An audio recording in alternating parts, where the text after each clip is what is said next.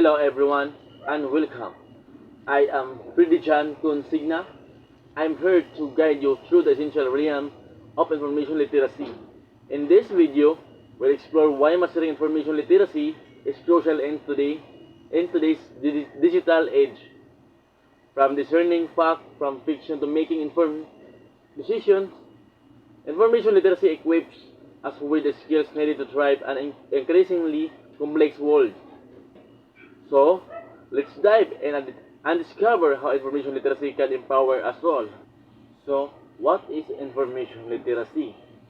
Information literacy is the ability to identify, evaluate, and effectively utilize information.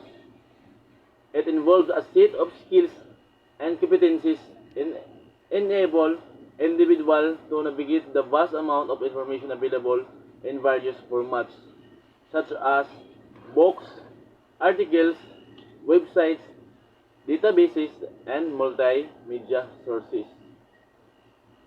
At its core, information literacy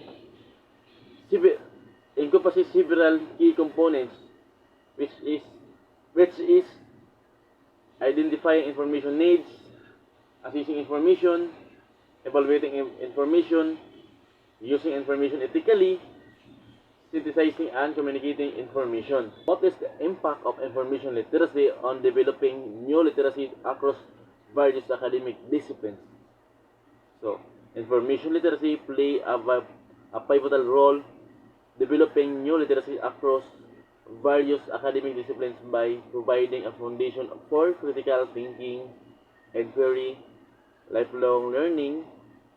Here's how information literacy impact the development of new literacies in different fields. The first is scientific literacy, the second is media literacy, and the third, digital literacy, fourth is literature and humanities, and five, the social science. And the last is interdisciplinary studies. Overall, information literacy serves as a foundational skill that underpins the development of new literacies across academic disciplines, fostering intellectual curiosity, critical inquiry, and lifelong learning habits essential for success in today's knowledge-based society. Strategies for educational purpose of information literacy. Integrating information literacy into curriculum, promoting active learning, and collaborating with librarians are key strategies for educational purposes.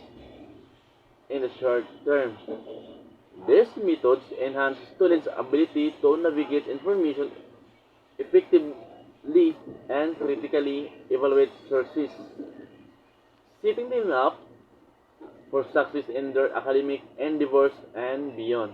As we conclude our journey into the realm of information literacy, remember the mastering these skills is essential is in today's information-driven world. By honing your ability to navigate, evaluate, and utilize information effectively, you empower yourself to make informed decisions and thrive in any academic or professional pursuit. Let's embrace the power of information literacy and embark on a path of lifelong learning and growth. Thank you for joining me, and may you continue to navigate the vast sea of information with confidence and clarity.